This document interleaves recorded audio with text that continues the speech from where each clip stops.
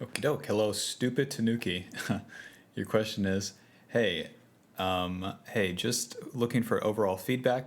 I really like these video reviews, and I think I learned a lot from them. So as much feedback as you can give me would be much appreciated. I'm not very experienced on Jinx because I have champion pool problems, but I'm trying to work to become disciplined enough to play fewer champs. Okie doke. So let's take a look at it. The matchup being Lux Lux with Grasp plus Jinx into Vayne Sona.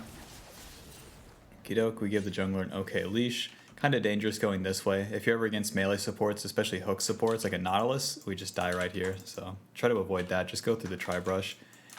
If you're going to leash, you have to kind of give up that you're going to lose push initially. So yeah, we take 2 auto attacks, which is obviously bad. So go through the tri-brush, and then whenever we leash and the enemy gets to lane before us, we kind of have to give up the push on the wave sometimes. And if you're playing on the same... Okay, so we're already like losing lane super hard. Okie doke. So with these minions HP and our minions HP, it makes it so that the wave pushes towards us no matter what. Given that we've already taken a bad trade and that Vayne is stronger than us level 1 because of her tumble, she can use her tumble as like a mini dash to get onto us and then deal a good amount of damage. You don't have to push the wave here. You can just let it come into you. In bot lane, the slower you play it, the better usually.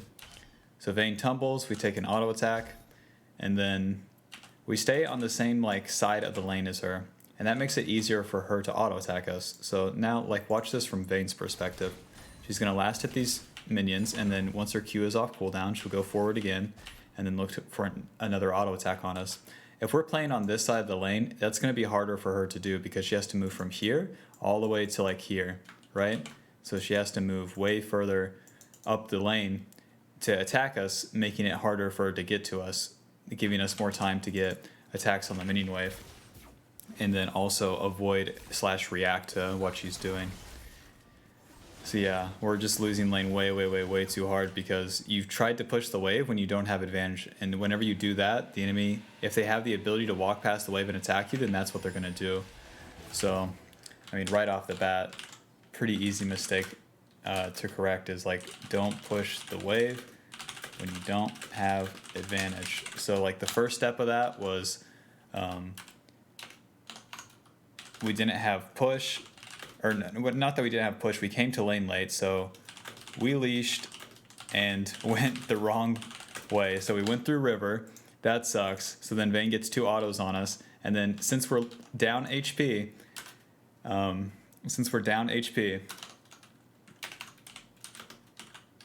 down HP and try to push the wave anyways, the enemy's gonna punish you for that.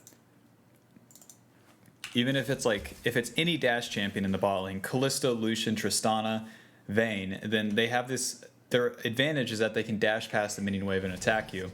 And if you push the wave into them early, whenever you're down HP and whatnot, then you're not going to be able to retaliate enough damage that they can deal to you because they're just stronger. They're just stronger level 1. Alrighty, Vayne loses her mind, and then you don't want to be trading autos here. Your whole goal, we've already lost lane, should be sit on turret, wait for the wave. So, this is it. We're laning bot. We've lost lane. Alrighty, so you get a recall off, and then obviously that sucks because we're going to be missing out on the minion wave here. So all these minions that are dying, honestly not that bad. We only missed like 1 or 2. It can be a lot more brutal.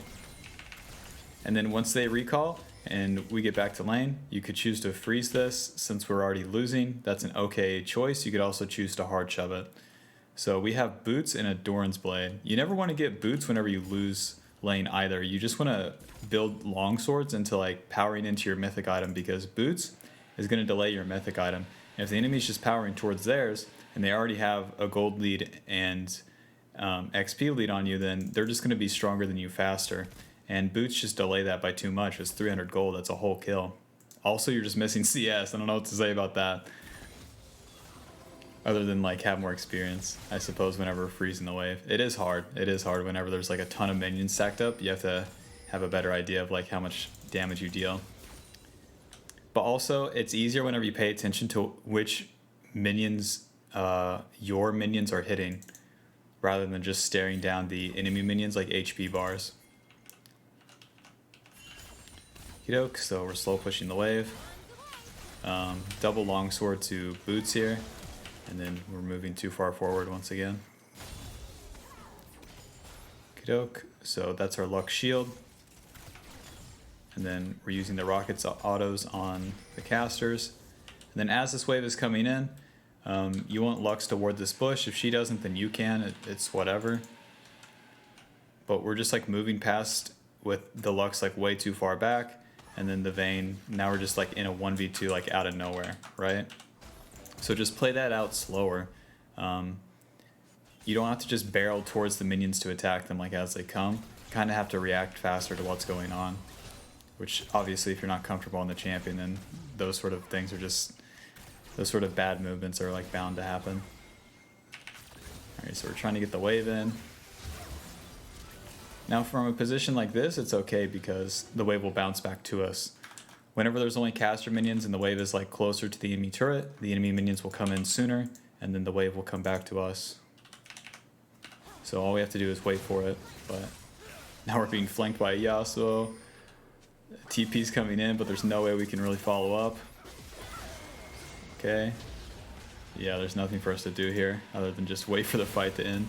Wait for the enemy to push a wave into us. Alright, so we get a recall off. We have Berserker Greaves, which Berserker Greaves just suck. It's 1100 gold kind of in the toilet, delaying our mythic item and not going to be doing anything. The advantage of Berserker Greaves are in double range lanes with low damage, so let's say if we were playing into Jinx into Caitlyn, then Berserker Greaves could be okay because it lets us auto-attack the minion wave more often. That's the advantage of Berserker Greaves, while also being able to space a little bit better. But here we just want the AD, because we have to kind of concede that whenever we hit the enemy, we want to hit harder, not more often. And then whenever we're hitting the minions, it's kind of the same deal. And we don't have the luxury to just unleash on the minions without the enemy being able to attack us. So we're pushing, even though the enemy is stronger, and then they come to attack us again. We don't have to push, like, at this stage. You just have to last hit the wave. If you don't know what to do with the minion wave, like, in the game, more often than not, just last hit it and see how it plays out. Over pushing it is, like, the worst thing you can do. You're either giving up the opportunity to attack the enemy, you're either putting yourself in a bad position, giving up the opportunity to attack the enemy, and spending your mana for usually nothing. So unless it's very, very obvious to push, just last hit the minions, and the waves will play out in a better way almost every single time. Oh yeah, alrighty, so we have a longsword at 9 minutes. Awesome. Okay, and then we're just kind of stuck in lane now. And there's not much to do from this position once you've already lost lane. It's really about not putting yourself in the position to lose lane. And luckily with this game, it's a good example of like just the steps that you can take, even if your support's AFK and if there's like no jungler. Okey-doke. So then after that turret play, recall, because you don't have enough time to stay to push the next wave because the enemy ADC is going to be coming back after dying. And you have gold to spend now. You have 1100, so we can get Noonbow Quiver in base and then be back in lane before Vayne can crash the next wave. Vayne and Sona, not very good at pushing the wave. But if we stick around in lane, it gives them the opportunity to attack us. But worse than that is that we just miss out on more golden XP, potentially. Since Vayne's a champion that doesn't push fast enough, it's not going to be the case this time. Against most Season 11 champions, Samira, Kog'Maw, Jinx, champions like that, you're going to be missing that minion wave. They're going to shove it like almost immediately. Okay, so now we're not in that bad of a spot. Just kind of waiting out the laning phase now. Things have somewhat evened out. Jinx still has an 80 advantage, but that's not the end of the world for us because we're kind of outscaling. But it's still a position in which we can only play defensive. And that kind of sucks for us. So we take a trade. You don't want to take a trade whenever the minion wave is coming into you. So let's watch how this plays out. So there's no reason for us to be right here with the minion wave coming in. Even if you get the autos on the minions, it doesn't do anything. It also gives Vayne an opportunity to attack you. So she gets her Q auto off, and then that's shielded. And then Lux turns with the binding. So then we W, trap, auto, and then eat the Sona ult. And then auto, and then here's a Diana, and we're just totally screwed. Diana missing the ult, but we're still in a kind of a weird spot. Probably gonna live. Okey-doke, and then from here, you can't really do anything other than shoot your ults, so that's what you should be looking for. If you're moving past the minion wave, then it's gonna get pretty bad. Right, so good.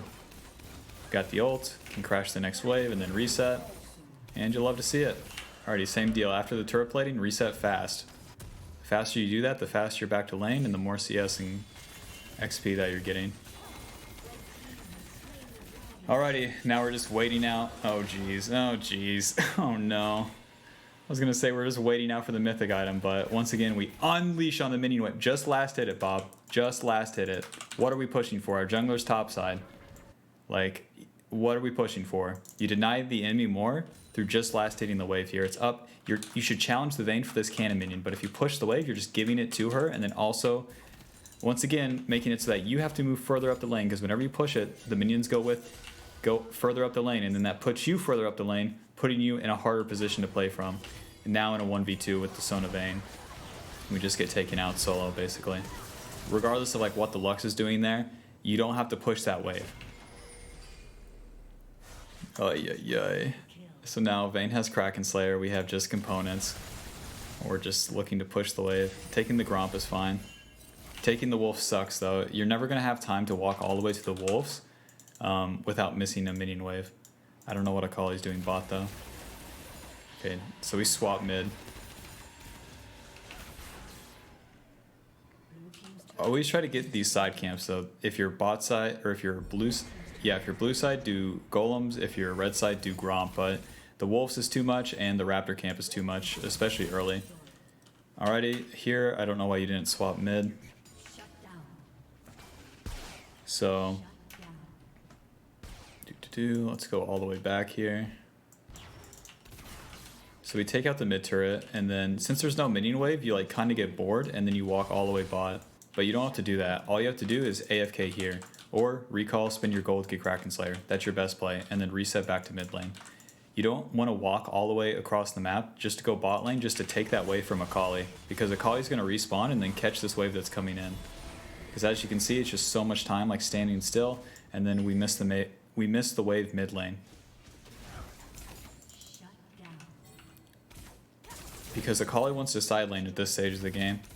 For us to side lane is way too risky. It's so easy for Diana, Yasuo, Malphite to kill us. Good ulti. And please recall. Please recall. We're sitting on 1800. Please recall. Yay. Okay, so we have Kraken Slayer Zeal. We're in it to win it. We're almost even. It's the nice thing about ADC. Once you get to 2 items, you're almost even with an enemy ADC, even if they've won lane. So even if you've like lost the earlier stages of the lane, which will happen in solo queue, you still have the opportunity to like even out around mid game.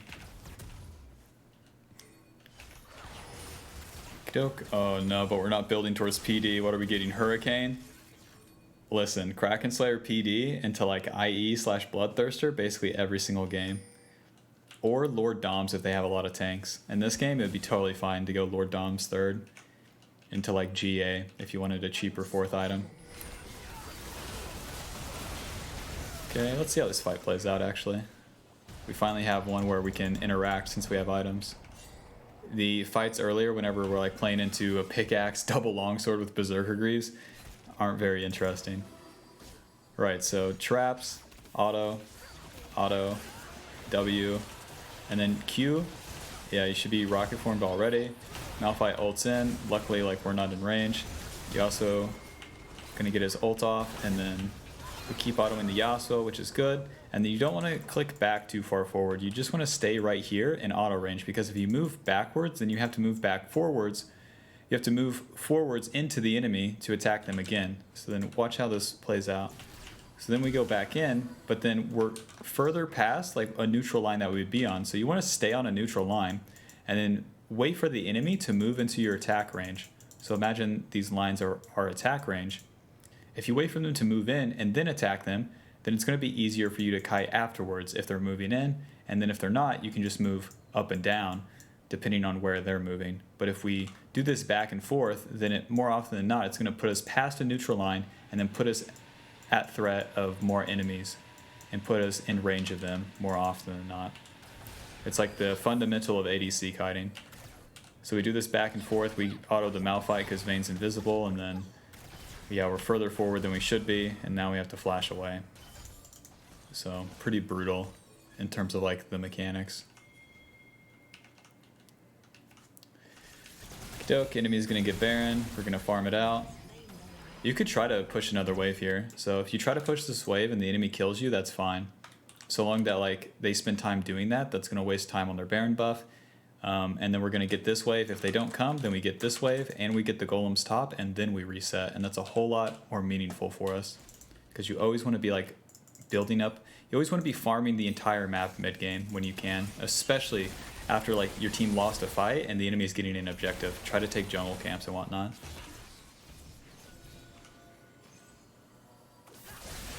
Okay, Jesus. Blue Cane is really the savior of low elo.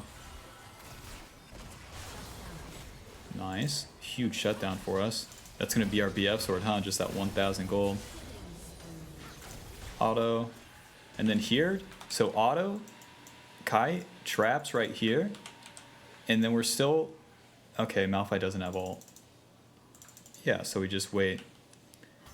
So traps, and then W, kiting here just gives Vayne an opportunity to like flash condemn you if she had it. So we're just over kiting right now. And then the traps, once Vayne's already kiting away, just doesn't make sense. It's too slow. Also shows like we're not comfortable on Jinx, really. It's just like casting all the abilities, seeing what happens. Which you gotta do that, but it's not a good look. With any champion though, like especially whenever you're first learning it, don't be afraid to do things like that. Just cast all your abilities on cooldown, and whenever it's so obvious that it sucks when you cast it, like those chompers, it's gonna make you improve a lot faster, you know. Okey-doke. Let's go ahead and skip to these fights. We don't have much time left here. Macro wise, mid game, it seems okay. All there is to it for ADC is like stand still mid and then wait for the wave to come into you. You're not doing things like walking around in the jungle and dying randomly, which is good, but you're also you're not waiting for waves to come into you. That's the main thing that sucks in the mid game. So even when, let's go back actually. So we shoved out this wave, right? And there's nothing else to do. So we have 1300. You could recall and spend your gold, and then by the time you do that, Yasuo will probably have pushed out this wave, and then the next wave will be coming in, and then you could catch it under mid turret. That should be your game plan, because there's nothing else to do on the map. No fight's going to happen bot lane, and if it does, you can walk to it. But you don't want to walk to anything like, you don't want to walk to lanes preemptively, because there's no wave in the lane that you're in, especially mid game. Right, so Yasuo pushes out the wave, and then you don't even know what's going on, and you kind of walk bot, you see if there's a fight going on, which it's not going to happen, and then we're missing out on this wave mid. You want to be there like right as the wave gets there. So things like that are like so easy to improve on and just put you in a good fundamental position to like play ADC from mid game. Also puts you in positions in which like you can't be attacked. Okie doke. Last fight it looks like here. Infinity Edge, Kraken Slayer, Rudons, and then just a longsword. Okie doke. And then the fight starts without us. Our whole team's getting annihilated. And there's not much for us to do about that. Okie doke. So yeah, we're kind of screwed, huh? The enemy has Malphite ult. And that's the game. You could, oh, we don't have ult. You could, let's say if we have ult, just ult right here to get the damage on the minions. And then, yeah, we don't have flash either. Alrighty, there's no gameplay from here. Malphite has ult, there's no gameplay. Yeah, just get in there, get Malphite ulted, and lose the game. That's about all you can do. If you're kind of interested, let's say to play this out a little better. So Malphite's right here, right? And then here's their bruisers. Just stay right here and then be autoing their bruisers on Fountain, pulling them into you. This delays their auto attacks on the turret and the Nexus. And then Malphite can't ult you on the Fountain. If he does so, that's your best bet. So we auto, and then instead of kiting upwards or to the left, just keep on this side because that puts us on the zone with the Yasuo and Diana, and then away from the Malphite, the Vayne, and the Sona. But then you move to the left, and then you dedicate yourself into a 1v1 with the Malphite. And that's just a losing position, but the least of the problems. So the main thing you should always look for to improve on is like the first mistake you make, which was don't push the wave, don't walk through the river. Don't push the wave when you have an HP disadvantage and the enemy has like a dash ability. Vayne's a very good like skill check with something like that. It's okay to let the first 3 waves come into you bot lane, especially with a champion like Jinx. You don't do a whole lot in the early stages of the lane. And then second part, recall when you have gold / have crashed a wave. Not every single time, but like the times where you crash the wave, get a turret play, recall as fast as possible so that you get back to lane faster, and then you're not going to be missing minion waves. And then with the third thing with mechanics, just pay attention to like the neutral thing that I went over, and that's going to make your fights make a whole lot more sense, because especially when you get excited with Jinx, going forwards and backwards is really hard to manage, especially when you're not like clean on the champion, because you have too much movement speed. It's like you have Master Yi movement speed running into the enemy as an ADC. It's kind of it's kind of a double-edged sword whenever you go into the enemy too fast. So again, stay on a neutral line, wait for the enemy to move into range of you, and then auto attack them, and then you can start doing the back and forth or side to side with them. Then you can start playing with them, but you want to put them in a position where they're coming into you and then you're attacking them. If you're walking into them to attack them, it needs to be obvious that you have an advantage before you do that. And in most cases, basically every 99% of the time as ADC, you want to be playing from that neutral defensive position. So yeah, hope that helps. If you have any questions, feel free to message me on the Pro Guides website, and I'll get back to you when I can. Alrighty, peace.